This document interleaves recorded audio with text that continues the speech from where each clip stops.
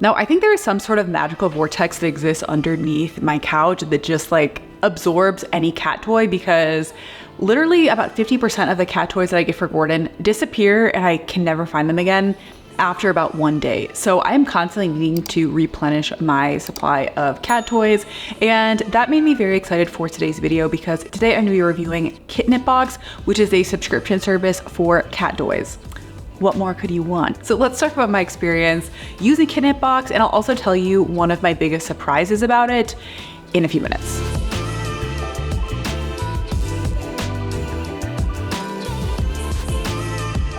So KitNipBox is basically like a mystery toy box. So every single month you get a box of toys. There are two choices that you have when you're ordering. So you can either choose the single cat box, which is meant for just like if you only have one cat. And this is a box of 5 toys for $19.99. Well, I should say 5 toys and treats. They also do include some treats in their boxes. And then they also have a multi-cat box, which is $29.99. And that one has 7 toys and treats. So I think it really just depends on how many toys you need. I think you could still probably get by with the regular box if you do have multiple cats, but those are the options. And then they ship to the US and Canada. So unfortunately, if you're somewhere else, you may have trouble getting the KitNipBox.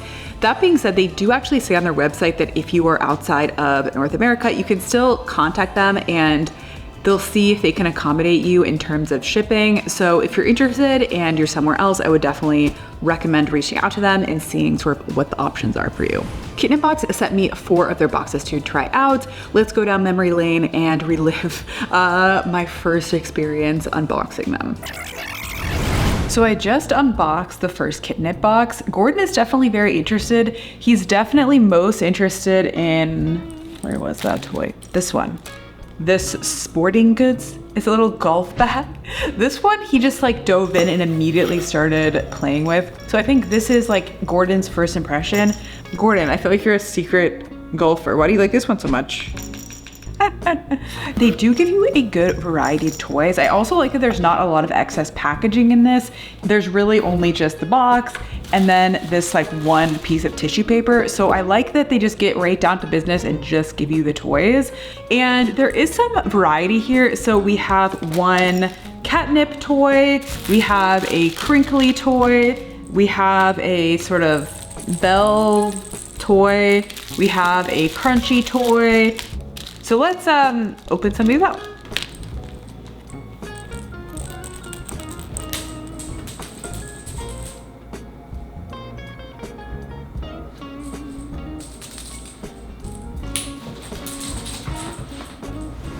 So I just opened the second KitNipBox, and I have to say I am liking this one more than the first one. This one is the King multi-cat box, and this one is so funny. Like the theme is all like night themes, like it's like a Renaissance fair theme. I feel like they have a lot of good stuff in here. They have some dental treats. They have this little like tassel toy, this really funny night plushie toy. These are so funny. Sir Meower of Perksley. That's funny. They have this little dragon toy. Gordon immediately went for this. He's already been licking it. Oh man, Gordon loves the dragon. So now that I've had a chance to try out KitNipBox with Gordon for a few weeks, I want to highlight a few different pros and cons of my experience using KitNipBox. So starting with the positives, I think there's really 3 main big selling points of KitNipBox and things that I really liked. So the first big thing that I think is really nice is the fact that pretty much all the toys are custom made for KitNipBox. So this is not like a aggregator type of service where they're just getting toys off of Amazon or something. Like they're designing these toys, and I think that makes it really fun to know that, you know, I'm not gonna already have these toys at home and it's new and it's not something that I can just walk to a normal pet store and buy. So I really like that. The second thing that goes along with that is the theming is 10 out of 10. Like I don't know who is designing these toys, but they have some creative people working at KitNipBox, because They just like every box has its own theme. So for example, I had one box that was all like sports themed, and we had like a little golf bag, a little like basketball toy. I had another box that was like all summer pool themed. So for example, in that box, I had like this little lime toy, and then I had this like tropical drink and a flamingo toy. And so I really like that all of the boxes, it's not just like a hodgepodge of like random things. Like it feels like all the toys are cohesive with each other, and it just elevates the experience and makes it a little bit more fun to just have that theming. So I did really like that. And then the third thing that I liked is I think overall there is a pretty good variety of toys. So definitely having a variety of toys is important to keep your cats active and stimulated and not bored with the same old toy over and over again. So they have treats, they have chew toys, they have catnip toys. There's a pretty wide variety across all the boxes. For me, like sometimes I'm a little bit hesitant to buy a totally new toy if Gordon has never really tried something like that. So I think this is a good way to introduce your cat to a variety of different types of toys.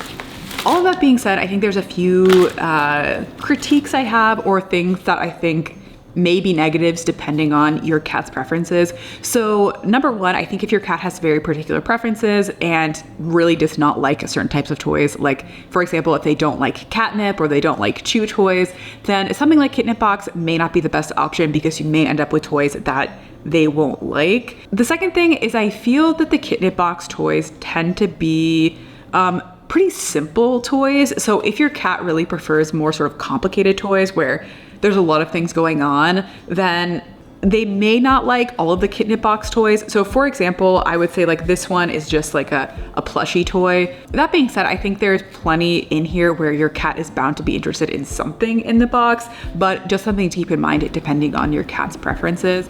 And then third, a final critique I have just about the variety of what's in the box is I think that across all 4 boxes I tried, there was quite a big variety. So you had some of these like squishy toys, you had chew toys like this, you had catnip toys. This one we haven't played with yet, but there's like these sort of like bouncy toys, and then there's treats. So I think there's a pretty good variety across all of the boxes, but there were a few of the boxes that I do feel like were lacking a little bit of variety and had a little bit more skew towards like a certain type of toy. So for example, I think there was a box or two where there was really a lot of like soft plushy toys, but there weren't, you know, these sort of like hard chew toys and things like that. But I think it does make up for it. Just like if you're continuing to get the subscription, eventually you will get quite a good variety of toys.